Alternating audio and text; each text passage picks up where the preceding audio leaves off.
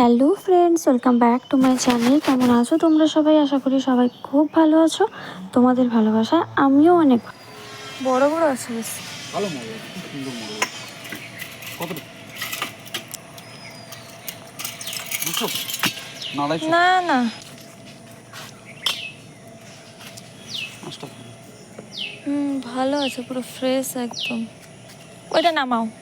হ্যাঁ, লাগবে আর দু একটা।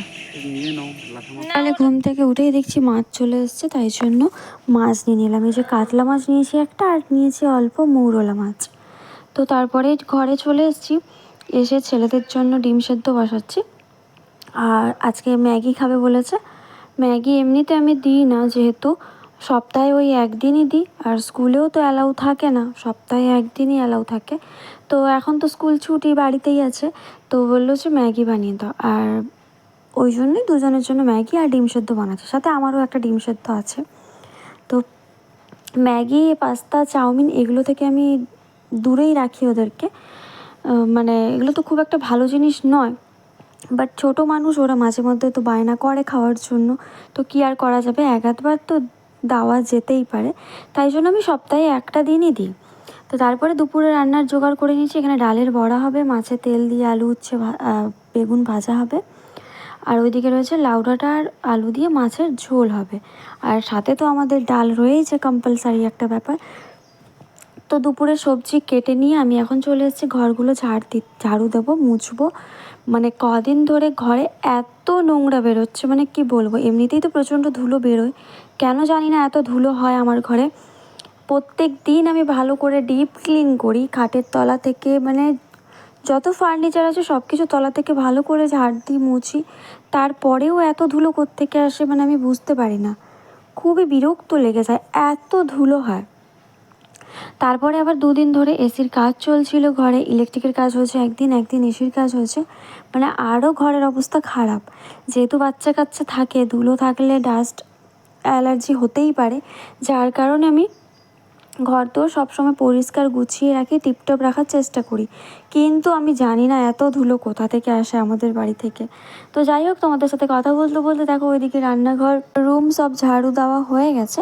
এরপর আমি চলে এসেছি আমার রুমটায়, তো ঘরটা মুছে নিচ্ছি, দেন রান্নাঘর পাশের যে গেস্ট রুমটা আছে ওটাও মুছে নেবো। তো সকাল থেকে উঠে এত কাজে তাড়াহুড়ো থাকে, একবার যদি বসে যাই মনে হয় না আর উঠে কোনো কাজ করি। কন্টিনিউ কাজ করতে থাকলে ঠিকই আছে, বাট একবার বসলে আর উঠতে ইচ্ছা করে না। বাট কী আর করা যাবে, সংসার ধর্মে নাম লিখিয়েছো, বসে তো থাকা যাবে না, না?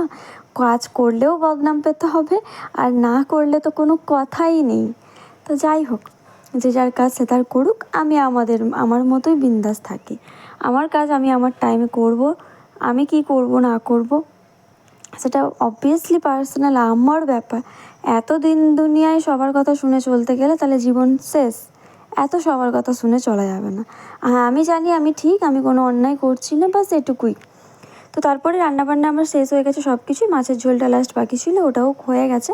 এরপর নামিয়ে নেবো, দেন আমি স্নান করতে যাব, পুজো বাকি আছে, তারপরে তো ছেলেদের স্নান করানো বাকি আছে। তারপরেই দেখো দুপুরবেলা ঘুম থেকে উঠে একটু সন্ধ্যেবেলায় বেরিয়েছিলাম, কটা টুকটাক কাজ ছিল বাইরে একটু বাজারে। তারপরে ফুচকা খেলাম, এখানে এসেছি আবার পাপড়ির চাট খেতে।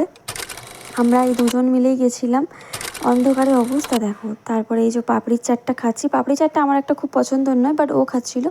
তারপরেই চলে এলাম চিকেন কুরকুরে আর ডিমের চপ নিতে ছেলেদের জন্য।